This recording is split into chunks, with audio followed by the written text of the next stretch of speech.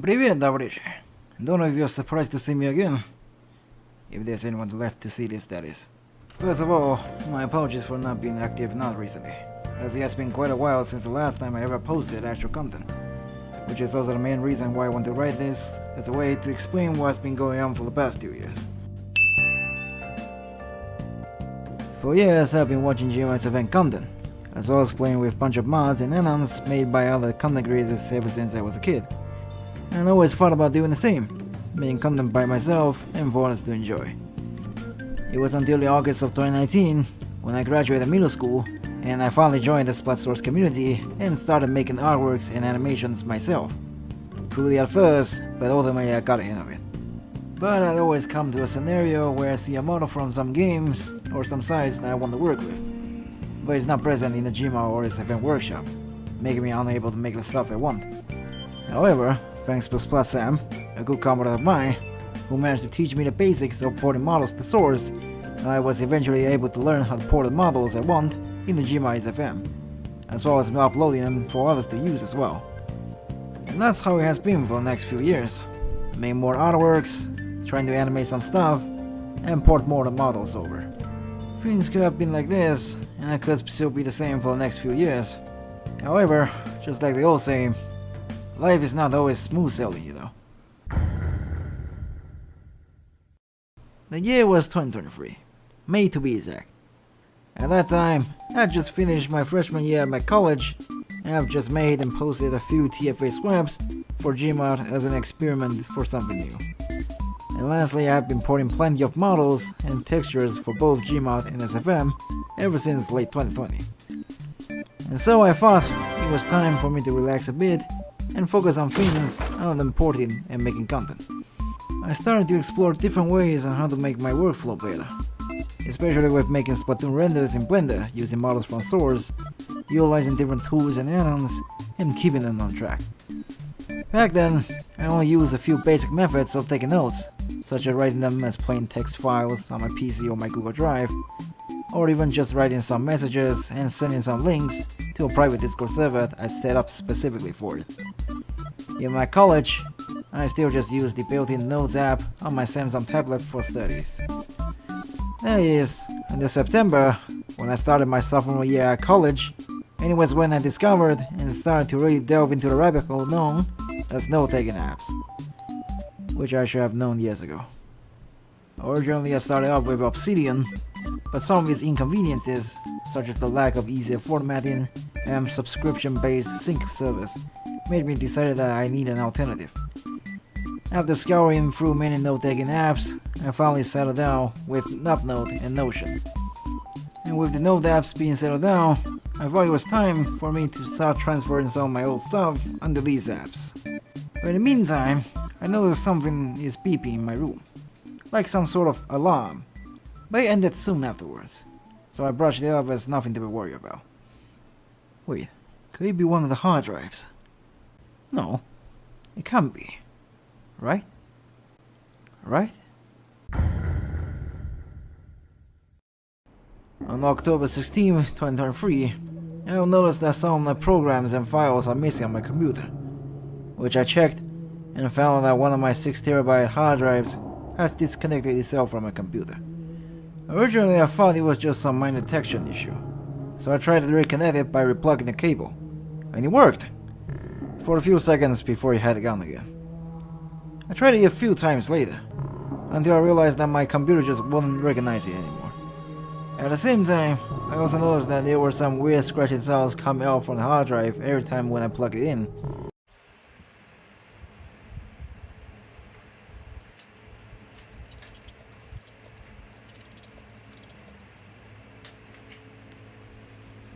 Which I searched it up, and found out that it might be physical damages. Oh no. I quickly pulled the plug and stored my hard drive elsewhere, and told my parents about it. So they took it to a data recovery center while I'm still at the college campus, and I was hoping for the best. Unfortunately, reality is often disappointing. A few days later I got a call from them, and what they said devastated me. The disk is scratched and we can only recover about 70% of your files. I owe you $42,000 for doing it. $42,000. I had 5 plus terabytes worth of data in that hard drive, especially when it's also one of the oldest hard drive I have ever since 2019, and it contains a lot of old stuff I have, such as old games and emulators. But now, all of them has suddenly been taken away from me in the blink of an eye. There's no way I can afford the recovery price myself, and my parents decided that it was not worth the money to do it. Albeit there's nothing really important in that drive, as most of the stuff there were just installed games, but a horrible thought has now come into the back of my mind. All my files aren't safe anymore. Ever since Google decided to remove the unlimited storage option for pictures back in 2021, and education accounts back in 2022, I have put all my files onto the basket known as local storage, which made me get several hard drives, ranging from 4 terabytes to 10 terabytes.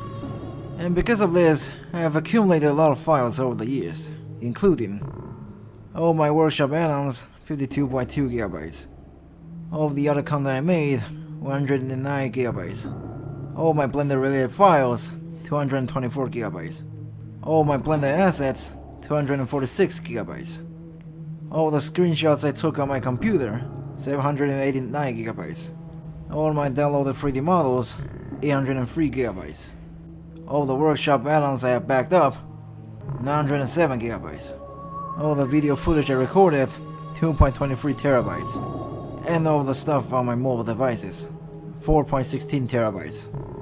And now, all of these are being held at a gunpoint, and can be taken away from me any second now.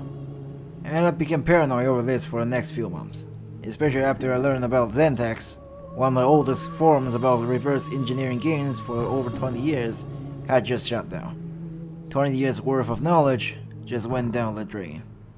It was a stressful time, and it made me realize that anything could be taken away from me if I didn't back them up immediately. And after all these years, I have now come to realize I have made a fatal mistake, and that is not having multiple backups of my stuff.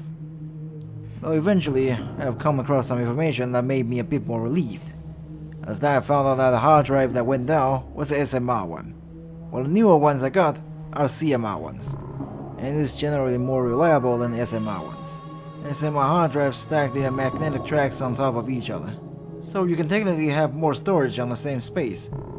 However, because of the pin that writes the data will trim the track when they are writing, so they will need to store the trimmed files onto the cache first, write down the data, then write them back. So these kind of hard drives are not suitable for constantly changing data. So that's a relief at least, knowing that most of my stuff is stored on more reliable hard drives. But still, this incident made me start to shift my focus from making content into preserving content. For now at least. The time now is early 2024, and there has been rumors about someone named Aaron Peters giving false DMCA takedowns across various Nintendo add-ons on the Gmod workshop. But I feel like it would just be like that incident where someone updated their add-ons to put a jump scare in them. I'm sure there's nothing to worry about, right? Right?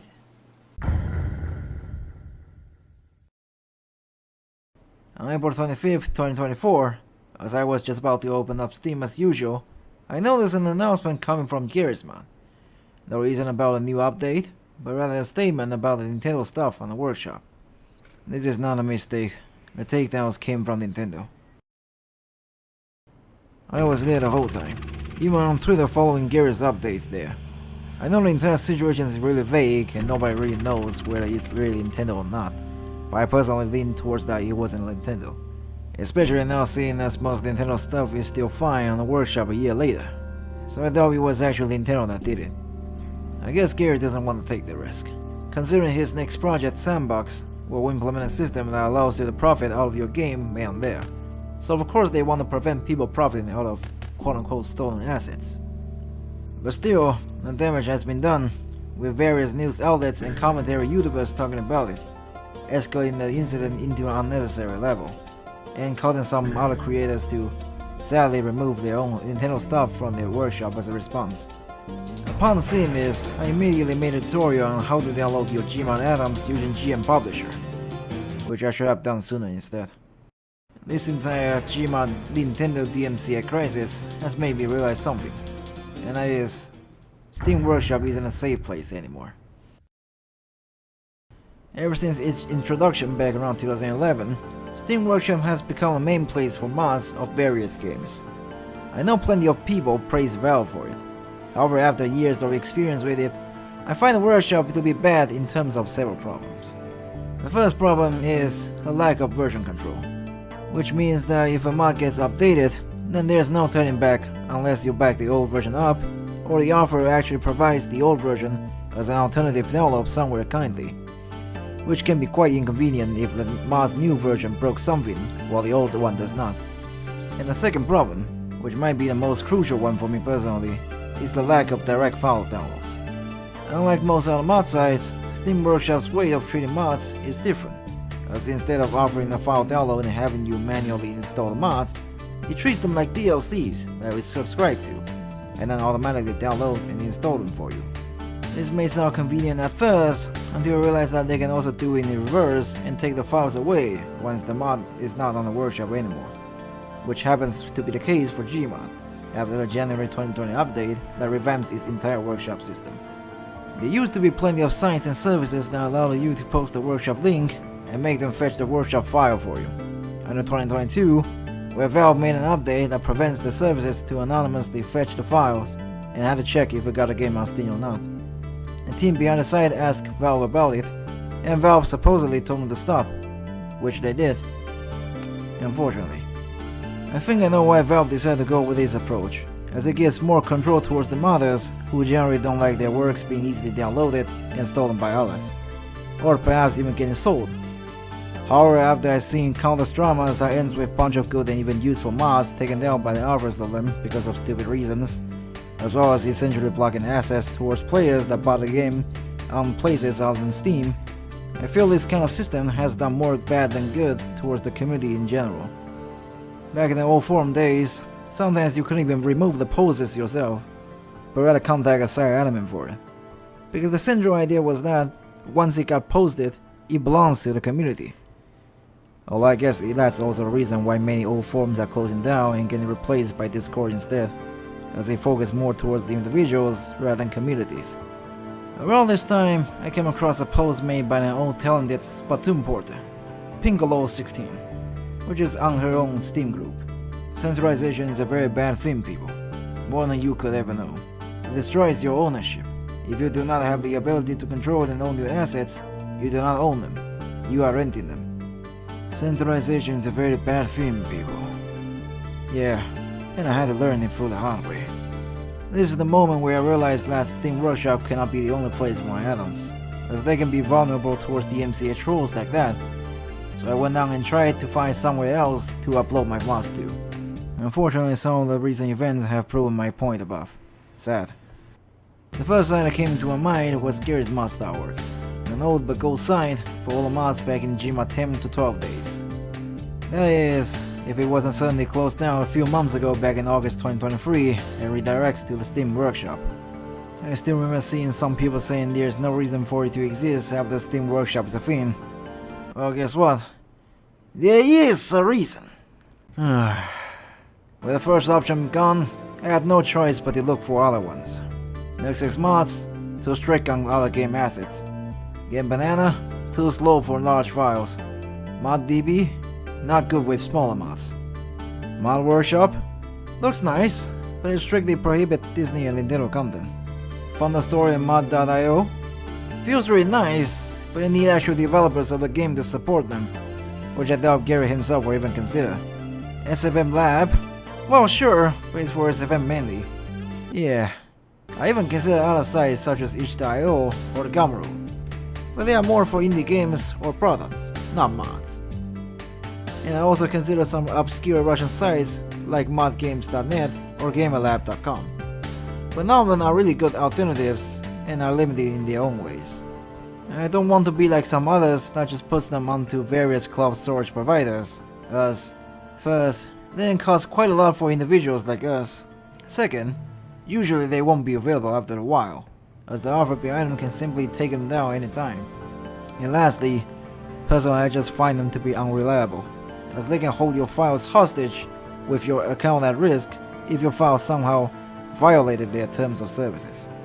At this point, you'd feel like Steam Workshop really is the only place that can tolerate the special modding scene Gmod has, which utilizes various assets coming from other games. Just when I was about to give up, I finally found a site that met what I want. GameMaps.com. Man, I still remember this was the go-to place for left-footed deal mods before Steam Workshop was a thing, and garnered all the attraction of most other players after 2014. Which I would not expect this mod site would be my savior after a decade. Though sadly the site doesn't have version control either, but ultimately I found my solution for them, which is through direct download sites like Catbox and Voltage. Oh well, guess it means more work has to be done now. A lot more. Oh boy. So I got a couple more hard drives and started to work again.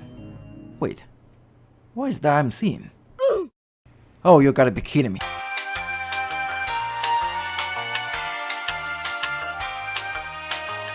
On March 3rd, 2025, just when I was about to check my new hard drives, I'd noticed that my C drive has only 10% of health left on crystal disk info, with lifetime remaining as its main concern.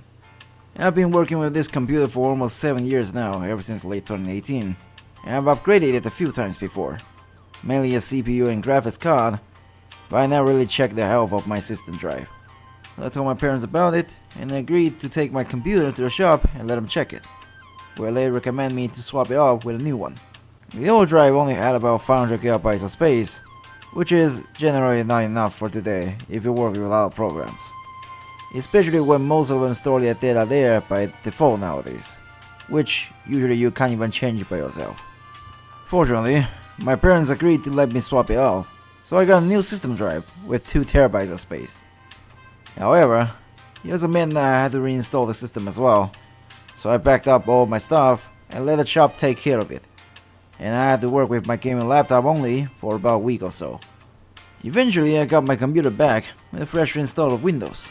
Everything feels smoother and quicker to load again.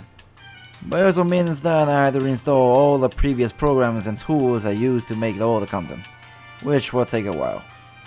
A good while, that is. Speaking of, there's a new semester coming up, which I'm already in my junior year by this point. Oh yeah, college.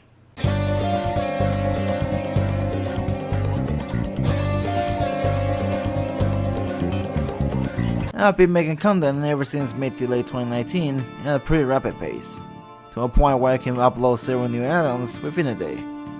Back then it was more about trying to get some fame and recognition, as I did not know how it felt back then, and later it was because I truly enjoyed providing new content for others to play with and enjoy. But all good things have a cost behind them, as all of this was done with myself neglecting a lot of important stuff in my life. You know, minor stuff like file management, photo names, organizing notes, as well as usual stuff like my studies, my social life, and lack of sleep. And of course the worst part, my own health. You see, when you've got so many things piled up, you always think about I'll do them later, which typically you're just ending up procrastinating more and piling more stuff up to the point where you really just don't want to be bothered with it anymore. But sometimes, some things do need to be taken care of, such as the midterm and final exams, or the assignments need to be handed in tomorrow. And that's when staying up late comes in. I find myself having multiple occasions of rushing through my assignment, or scouring through my college teaching material just before the deadline, so I can spend more time talking to others online, which are often on the opposite side of the earth to me, or making more content. I've been through this so many times that it kinda screwed my sleep schedule, where I would sleep at day and woke up sometimes during the afternoon or even at night. And with a bunch of legacy problems piling up on the back of my mind, desperately wanting to solve them at some point in my life, it only made them become a burden inside my mind, taking a toll on my own mental health. For all the years, I've always been thinking about all the things I need to do, what else I need to finish, and what stuff I haven't done yet. All the personal projects, all the add-ons and things I need to fix, all the artworks and animations, all the commissions, everything. And I was eager to have them finished, but I know each of them will take quite a while to finish, and I don't know if I have still got any time left. When I finally graduated high school and made into college, I was anticipating that I can finally have more time working on my own stuff, compared to the stricter time limitations I had with high school. But that was 3 years ago already. Time flies, and I'm not a freshman anymore, but rather someone who's just about to enter my senior year of college, which is about a year before I finally graduate and I have to deal with life myself. I thought I would finally solve all my past issues and make more stuff, become a well-known figure, and an actual contributor to the community. But now looking back on those 3 years, I feel like most of the time was instead spent on dealing with problems I was forced to face, and I should have dealt with them sooner, instead of realizing most of them until something serious actually happened. I know that my own health is more important than my own work, just kinda wish that I can balance between the two, instead of having to choose one over another. All the things I claimed, all the promises I have made, turned out to be nothing, even after 2 years. Just like I said before, reality is often disappointing.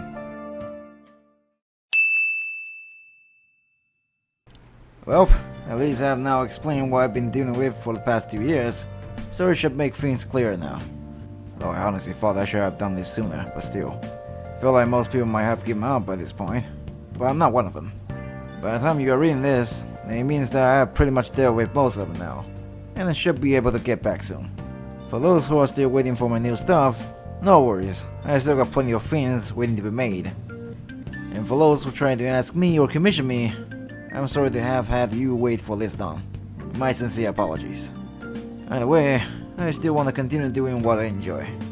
So what do we learn after this?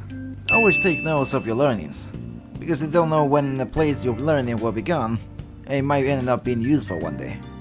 Backup, backup, backup. Always keep your important files backed up in other places, if you are able to, that is. Don't put all of your mods onto a single site only, especially limited ones. Having more options is always good. Check the status of your hard drives often, so you can monitor their health and be noted in case if anything goes wrong. Do things as soon as possible. Don't drag them out for too long, otherwise you'll start to procrastinate. Take care of yourself more. Your health is more important no matter what, and don't think too much about it. So yeah, I'll see you next time with my new stuff coming. Hopefully sooner rather than later. And as always, до свидания, товарищи.